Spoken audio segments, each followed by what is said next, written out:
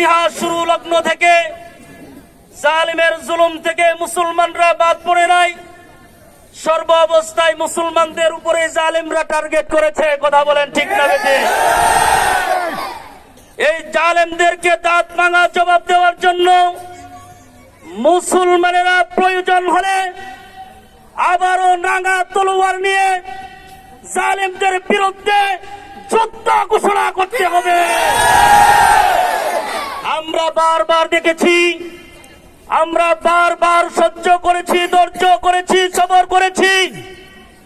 যারা আজকে মুসলমানদেরকে টার্গেট করে শুধু ইসরায়েল নয়, শুধু বিভিন্ন রকমের দেশ পর্যন্ত নয়, যে যে দেশ থেকে মুসলমানদের উপরে টর্চার করা হবে, যে যে দেশ থেকে মুসলমানদের উপরে ষড়যন্ত্র করা হবে, মুসলমানের রক্ত নিয়ে যারা ছিনিমিনি খেলার চেষ্টা করবে, এদের একটাকেও প্রয়োজন পড়লে সেই বদরের যুদ্ধের মতো আবারও আমাদের চাপিয়ে পড়তে হবে।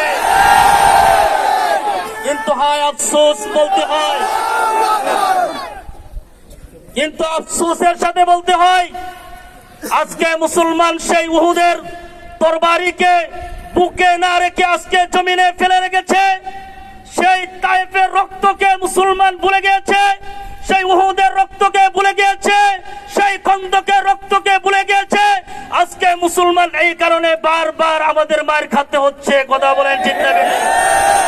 কিন্তু আজকে আমরা এই জিরাবো আশুলিয়া সাভার থেকে মেসেজ দিচ্ছি পুরো পৃথিবীকে, যারা ভিডিও করতেছেন সুন্দর করে ভিডিও করেন। এখান থেকে ইন্টারনেট মাধ্যমে মিডিয়াদের মাধ্যমে আমরা স্পষ্ট ভাবে কথা বলতে চাই, এই ইসরায়েল, তোমরা যদি আমাদের ভাইয়ের আর এক বিন্দু পরিমাণ রক্ত যদি জড়াও, প্রয়োজন পড়ে সারা পৃথিবী থেকে মুসলমান গিয়ে তোমাদেরকে প্রতিহত করবে।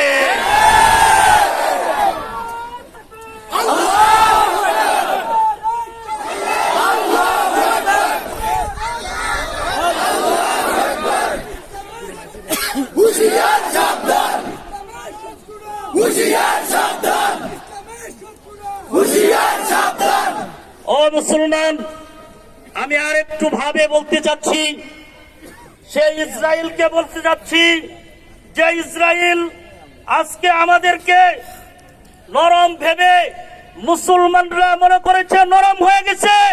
মুসলমানরা মনে করেছে যে তারা কথা বলতে পারে না, মুসলমানদের হাতিয়ার ফেলে দিয়েছে।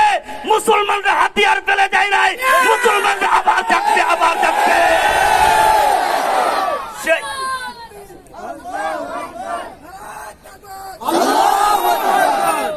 সেই মুসলমান যদি জাগ্রত হয়ে যায়, কাফের মুশরিক বেঈমানেরা যেই রকম বদর থেকে যেতে পারে নাই, উহুদ থেকে যাইতে পারে নাই, সাথে সাথে যেখানে পাওয়া যাবে ইসরায়েলদেরকে কতল করে জমিনে রক্ত প্রবাহিত করা হবে।